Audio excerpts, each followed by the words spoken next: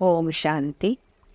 Spark audio book का नाम है कर्मयोग से कर्म भोग पर विजय, पार्ट 5। यथार्थ रीति ज्ञान को धारण करने और परमात्मा की याद से मानसिक कर्म भोग पर सहज विजय पा सकते हैं। कर्मयोग के द्वारा आत्मा कर्म भोग अर्थात कर्म भोग और कर्म बंधन से मुक्त हो सकती है। कर्मयोग से कर्म भोग पर विजय पाने का विधि विधान है कि आत्मा डायरेक्ट अपने आत्मिक स्वरूप में स्थित होकर अर्थात देह से न्यारी होकर उसकी दैहिक और मानसिक वेदना से मुक्त हो जाए। दूसरा, परमात्मा के साथ योग युक्त होने से परमात्मा द्वारा कोई औषधि या विधि विधान बुद्धि में आ जाए जिसके प्रयोग से आत्मा उससे मुक्त हो जाए। तीसरी बात, किसी व्यक्ति के विषय में टच हो जाए जिसके संपर्क में आने से या उसके सहयोग से उस वेदना से मुक्त हो जाए।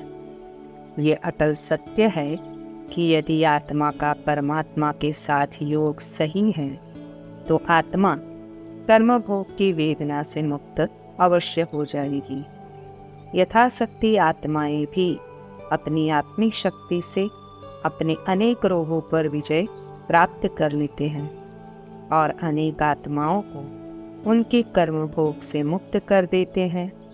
तो परमात्मा तो सर्वशक्तिवान और सर्वज्ञ है। उनके साथ योग युक्त होने से कर्म भोग या कर्म बंधन से मुक्ति न मिले ये हो नहीं सकता है, परंतु उसमें निश्चय और विश्वास अटल होना अति आवश्यक है।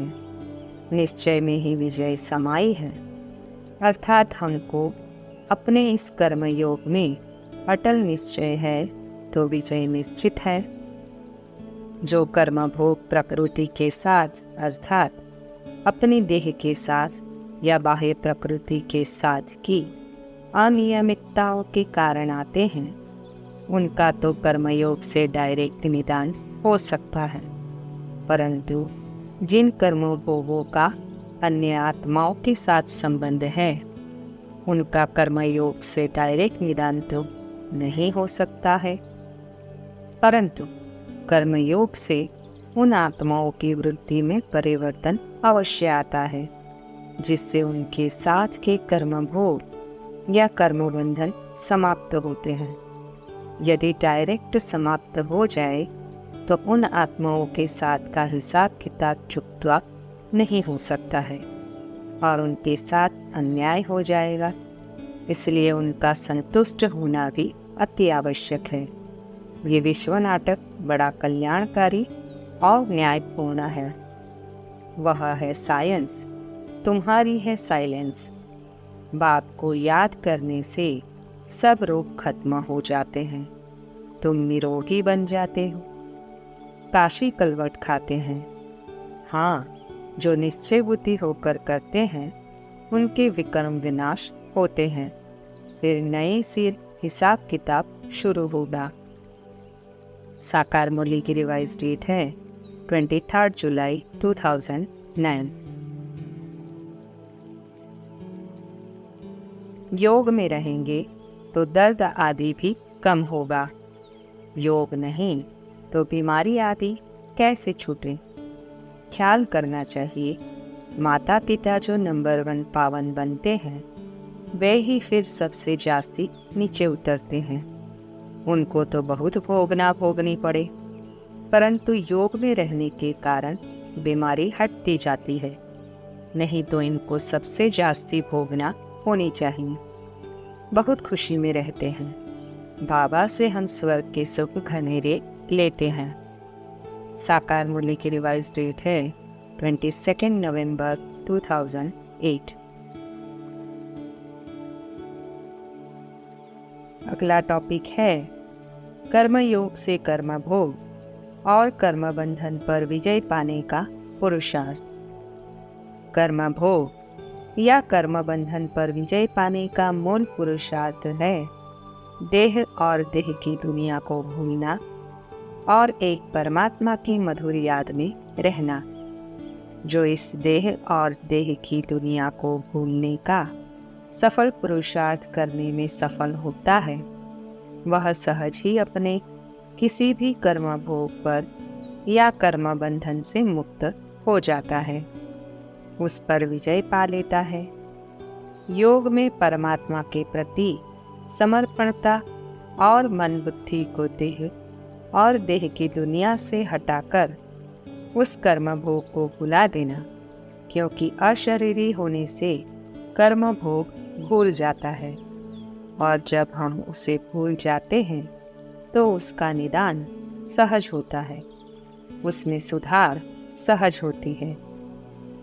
विशेष योग का अभ्यास करना, जिससे कर्म भोग या कर्म बंधन से मुक्त होने में परमात्मा की मदद मिलती है, जिससे उससे सहज ही मुक्ति पाई जा सकती है।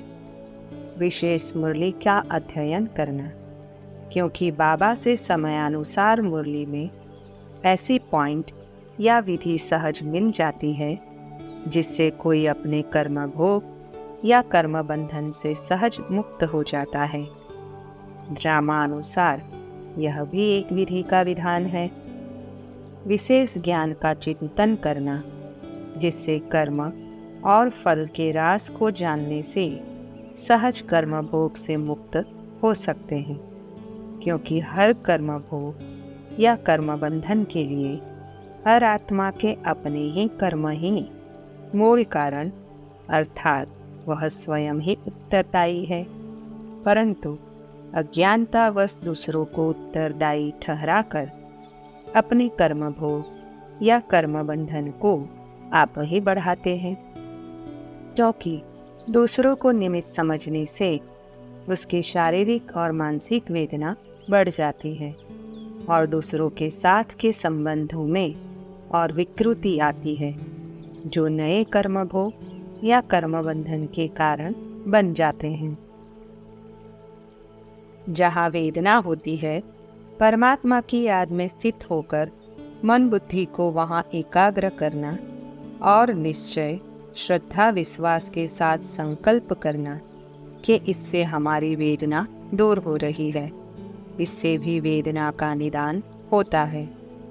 निराकार बाप को याद करना और संकल्प करना कि उसकी किरणें वेदना के स्थान पर पड़ रही है, जो वेदना का निदान कर रही है। संबंध के कारण कोई कर्म भोग आया है तो शिव बाबा की याद में उस आत्मा को इमर्ज करके उसको योगदान करना। अव्यक्त बाप दादा का वरदानी हाथ अपने सिर पर अनुभव करना और उसकी शक्ति हमको हमारे कर्म भोग से मुक्त कर रही है। कर्म योग से हम अपने कर्म भोग से डायरेक्ट भी मुक्त हो सकते हैं। योग में परमात्मा के द्वारा जो उपचार टच हो उसे श्रद्धा, भावना और निश्चय के साथ करना। परमात्मा की याद में उपचार करने वाले व्यक्ति या डॉक्टर के विषय में टचिंग होती है, जो हमको उससे निदान दे सकता है, इसलिए उससे श्रद्धा भावना के उपचार कराना। योग में कोई उपचार टच हो सकता है, उसे करना। योग में अन्य व्यक्तियों के साथ अपने व्यवहार में परिवर्तन करना। किसी विशेष कर्म भोग के निदान के लिए उसके संबंध में बाबा के द्वारा उच्चारे विशेष महावाक्यों का अध्ययन और निश्चय पूर्वक मनन चिंतन। ईश्वरीय सर्विस में विशेष रुचि से बिजी रहना। इस संबंध में दूसरों के अनुभवों का पठन पाठन करना आदि आदि। बुद्धि को अपनी तरफ क्या खींचता है, क्यों खींचता है? बोझा है कोई जो अपनी तरफ खींचता है। हल्की चीज कभी भी नीचे नहीं आएगी, वह चढ़ती कला में ही होगी।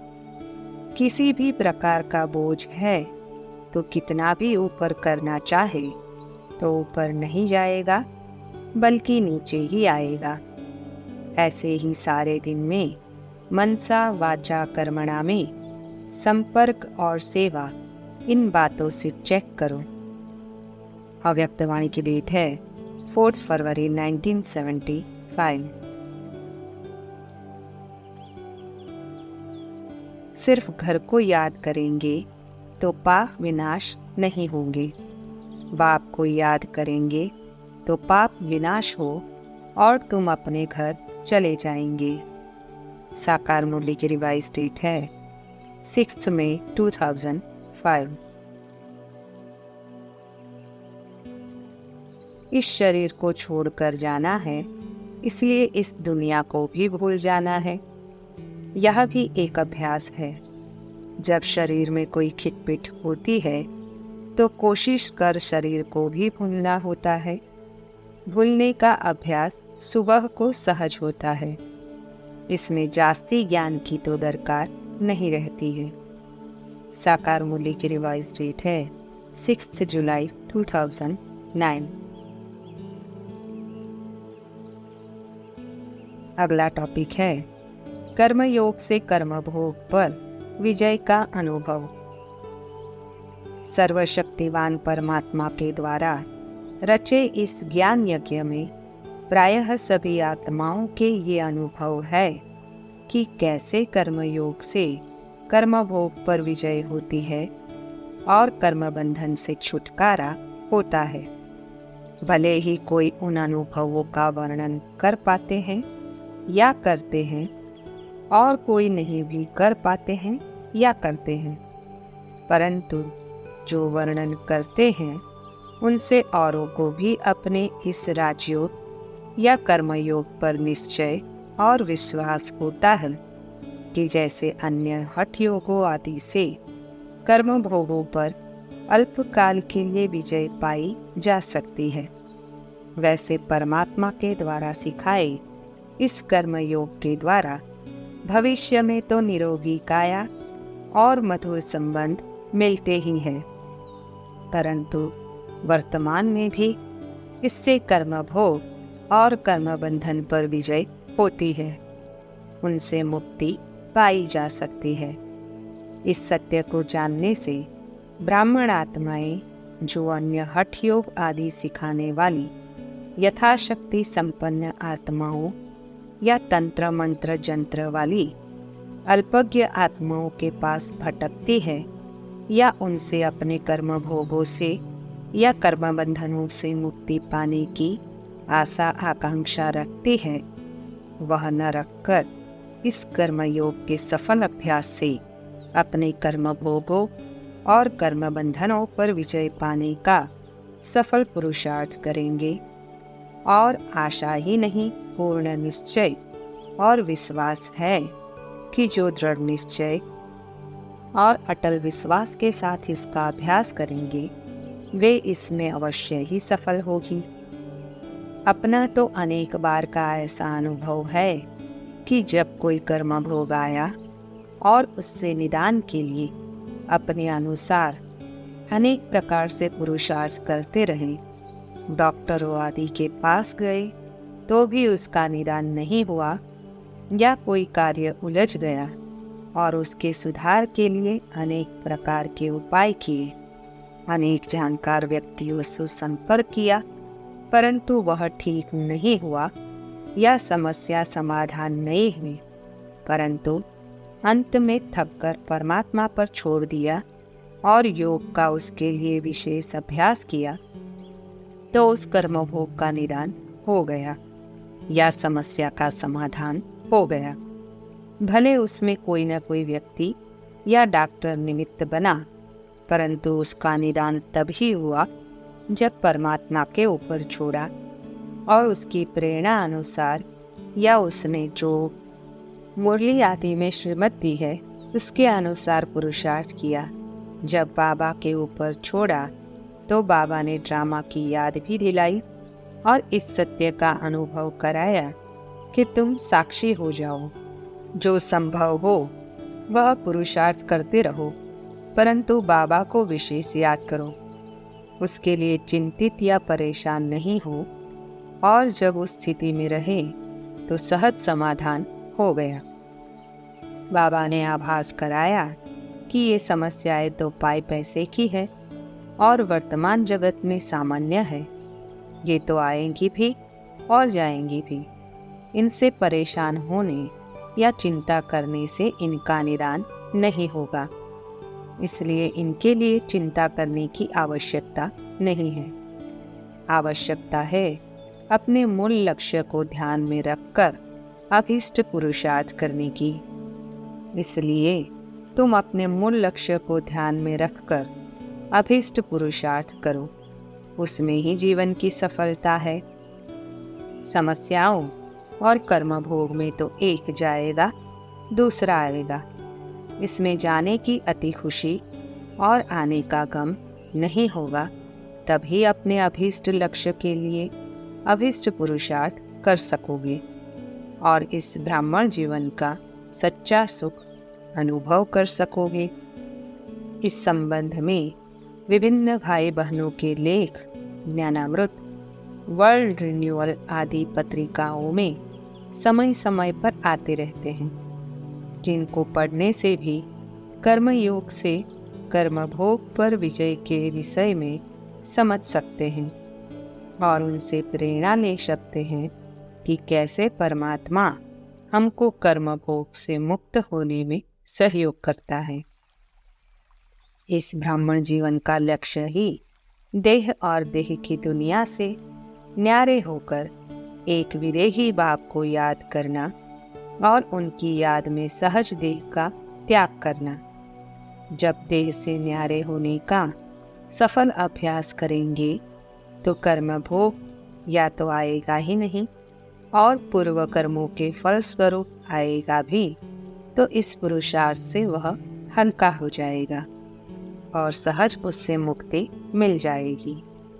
इस संबंध में अफ्रीका एक समर्पित बहन ने बहुत सुंदर अनुभव सुनाया कि कैसे उसको कर्मभोग आया, जिससे उसको असहनीय वेदना हो रही थी, परंतु उसने परमात्मा पर दृढ़ निश्चय और विश्वास रखा।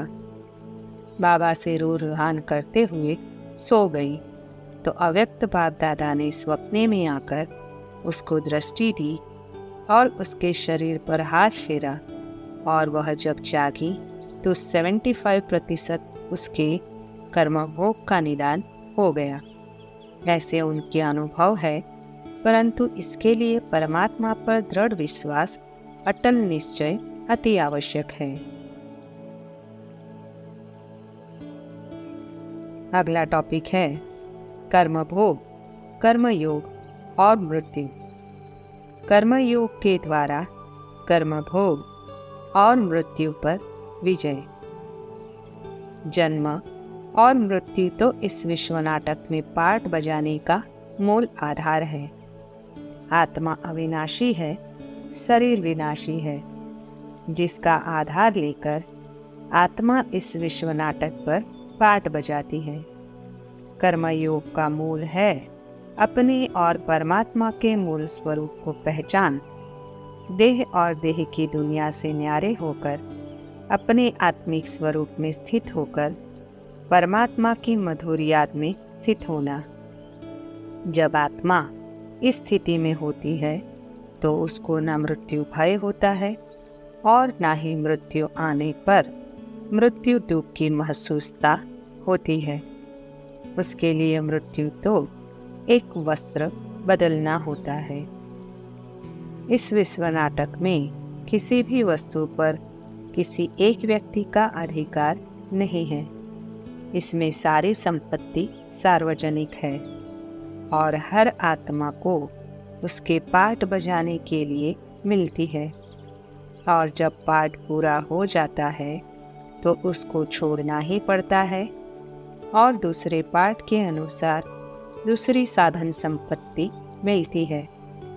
इस एक जीवन में भी नित्य परिवर्तन होता रहता है, परंतु पार्ट बजाने के लिए अस्थायी मिली हुई साधन संपत्ति को अपना समझ लेते हैं।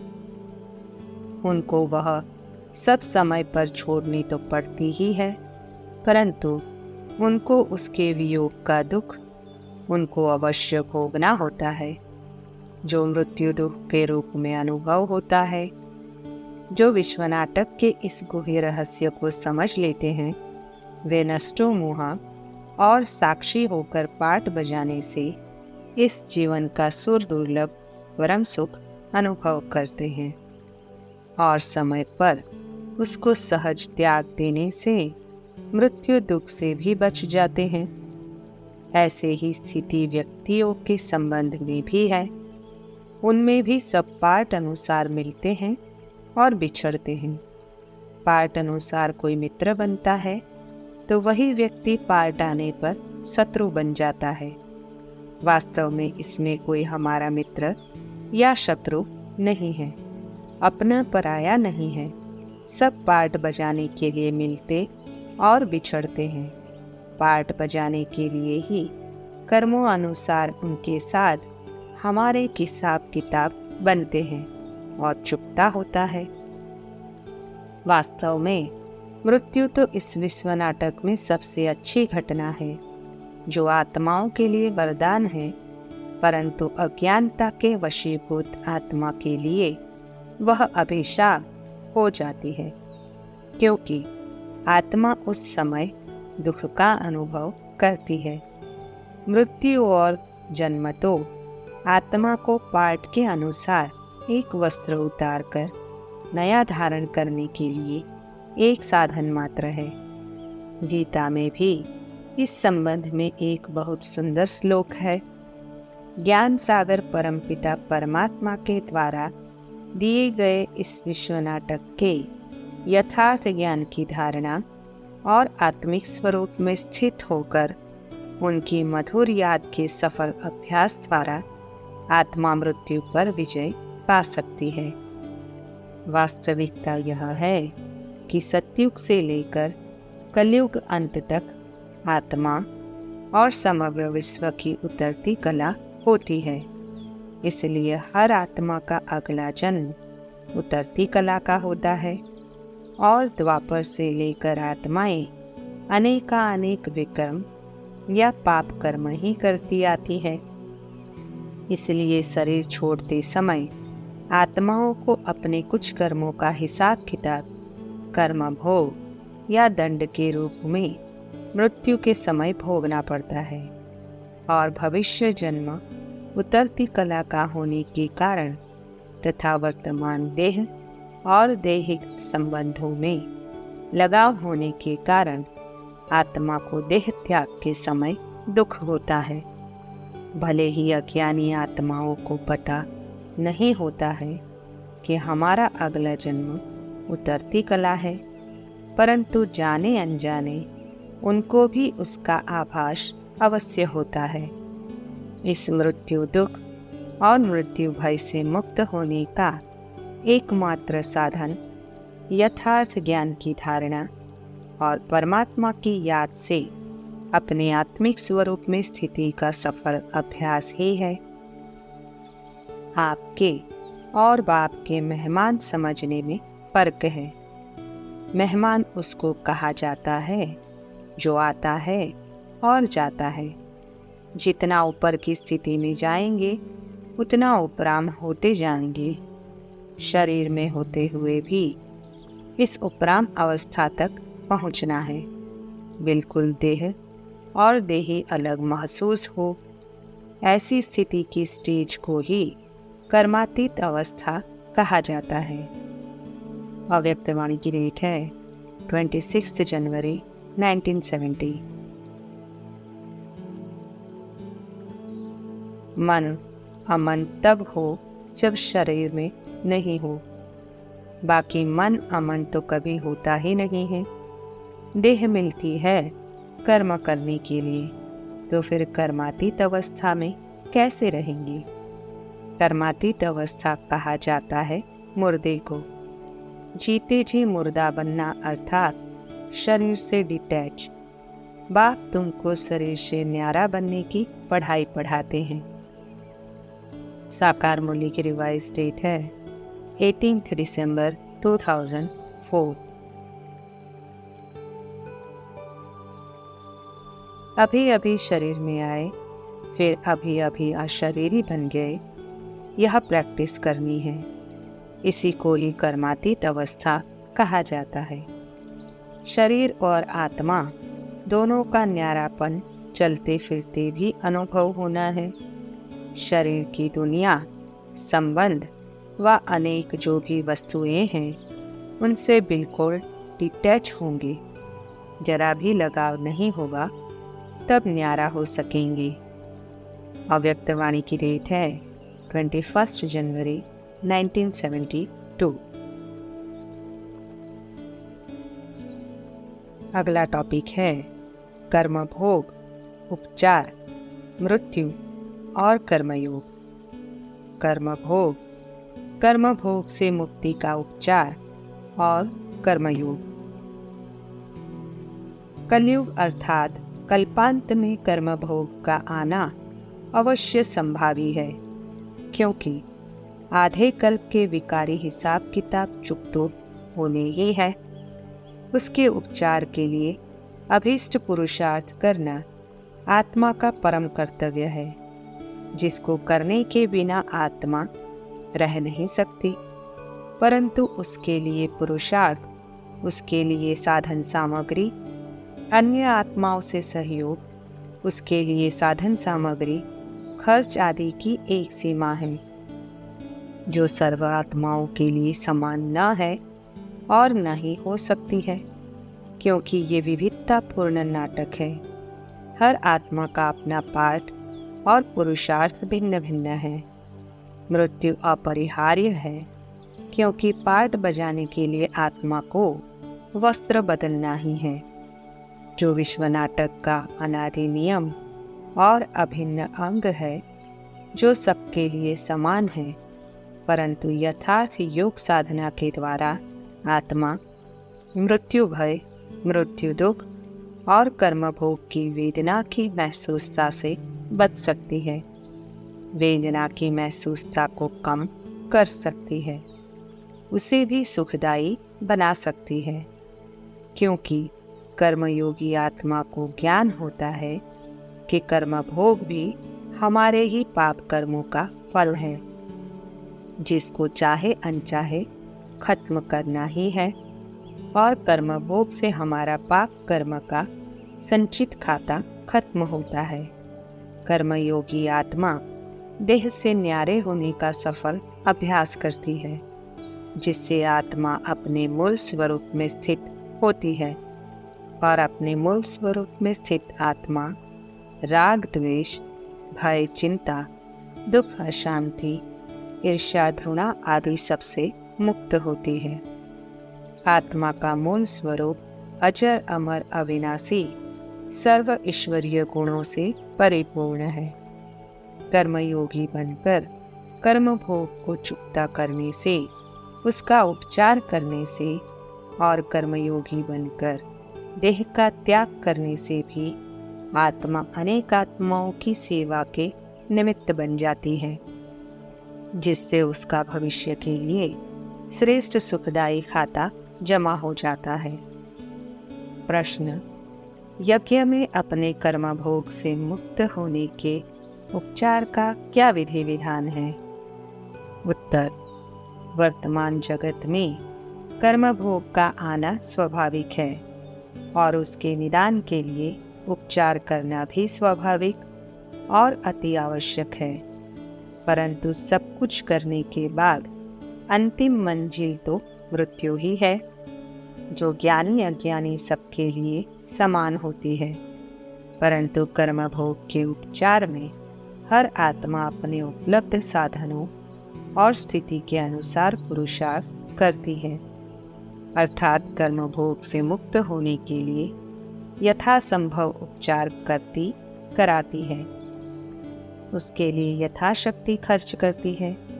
ये खर्च करने के लिए आत्मा जिस स्थान पर रहती है, जिस संगठन में रहती है, वह चाहे अपना लौकिक परिवार हो या अलौकिक परिवार, अर्थात सेवा केंद्र या मधुबन हो, उसके द्वारा खर्च और साधन सुविधाएं अवश्य मिलती है। परंतु किसको कितनी साधन सुविधाएं मिलेगी, ये एक विचारणीय विषय है।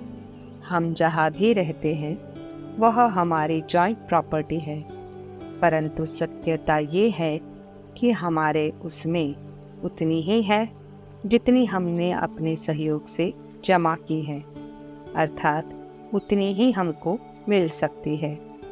और किसी कर्मभोग के समय हमारे लिए उतनी ही खर्च की जा सकती है जितना उसमें हमारा हिस्सा है, या कोई संगठन उतना ही खर्च कर सकता है जितनी उसके लिए हमारे शरीर की उपयोगिता है। ये विश्व नाटक का अनादि अविनाशी विधि विधान है। इसके लिए किसी को किसी भी रूप में दोषी नहीं ठहराया जा सकता है। यदि हम संगठन की सारी संपत्ति पर अपना अधिकार समझते हैं या अपने को सारी संपत्ति में समान हिस्सेदार समझते हैं, तो ये हमारी भूल है जो हमारे दुख का कारण बन सकती है, अर्थात हमारे कर्मभोग की वेदना को बढ़ा सकती है, क्योंकि ये हमारी पैतृक संपत्ति नहीं है जिसके हम समान हिस्सेदार हैं। ये तो हमारा जमा का खाता है, उसमें जितना जमा किया है उतना ही मिलेगा। अपने कर्मभोग से मुक्त होने का सबसे सफल उपचार यही है कि हम इस विश्व नाटक को यथार्थ रीति समझे, उसके विधि विधानों को समझकर देह और देह की दुनिया को भूल अपने आत्मिक स्वरूप में स्थित होने का सफल अभ्यास करें, जो कर्मयोग है। ये कर्मयोग हमको सहज कर्मभोग से मुक्त करेगा और समय पर सहज देह का त्याग करने में सहयोगी बनेंगे, अर्थात हमको मृत्यु पर भी विजय प्राप्त कराएगा। यथार्थ ज्ञान की धारणा वाली कर्मयोग के सफल अभ्यास करने वाली आत्मा को समय पर आवश्यक साधन सामग्री स्वतः मिलती है, और जो मिलती है उसमें वह आत्मा सहज संतुष्ट हो जाती है। अपने को आत्मा समझ एक बाप को याद करो तो इस योग अग्नि से विकर्म विनाश होंगे। हम आत्मा हैं, इस शरीर द्वारा पाठ बजाते हैं। यह पक्का अभ्यास चाहिए। साकार मुरली की रिवाइज डेट है 12 सितंबर 2005।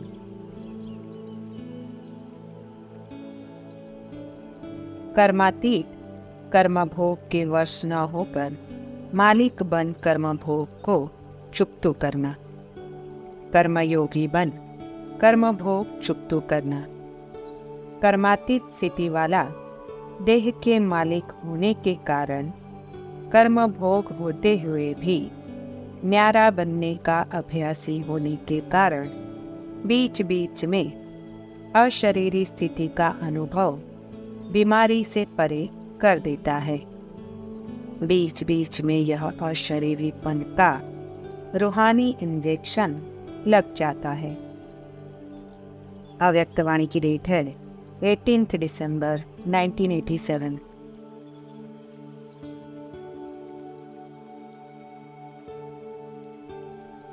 ओम शांति।